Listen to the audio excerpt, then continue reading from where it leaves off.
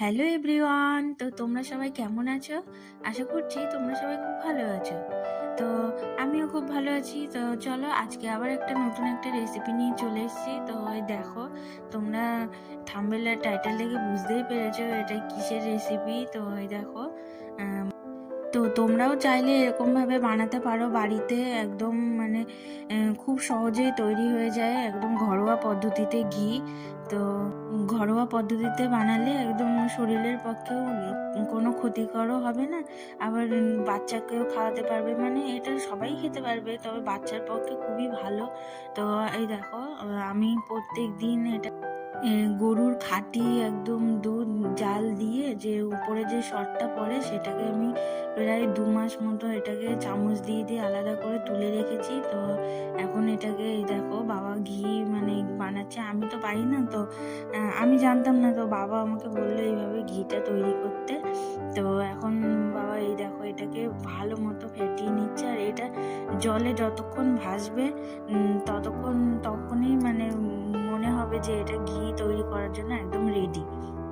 আর বাইরের জিনিসে প্রচণ্ড ক্ষতিকর জিনিস মেশানো থাকে, তো ডালডা মেশানো থাকে, তো সেটা তো স্বাস্থ্যের পক্ষে একদমই ভালো না, প্রচণ্ড ক্ষতিকর।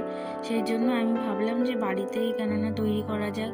আর আর আমার মেয়েকে আমি এই ঘিটাই তৈরি করে এখন খাওয়াই। তো তোমরাও চাইলে এরকম করে তৈরি করতে পারো, খুব ভালো। আর খুব সুন্দর একটা মানে স্মেল এসছে, আর দেখতেও খুব ভালো হয়েছে, আর খেতেও খুব টেস্টি হয়েছে।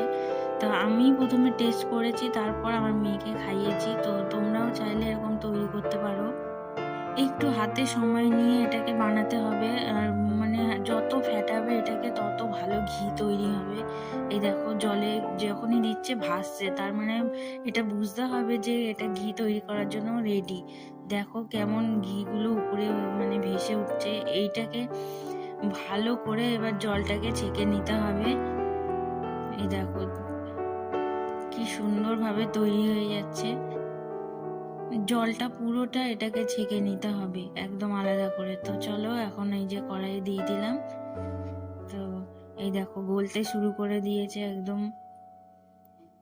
এটাকে মানে নাড়াচাড়া করতে হবে, নাড়তে হবে প্রচন্ড, না হলে তলায় লেগে যাবে।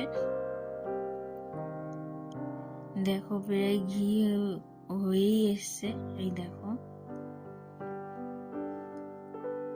এটা একদম লাল লাল হয়ে গেছে।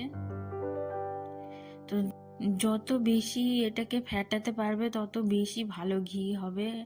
তবে দেখো এখন এটা প্রায় হয়েই গেছে।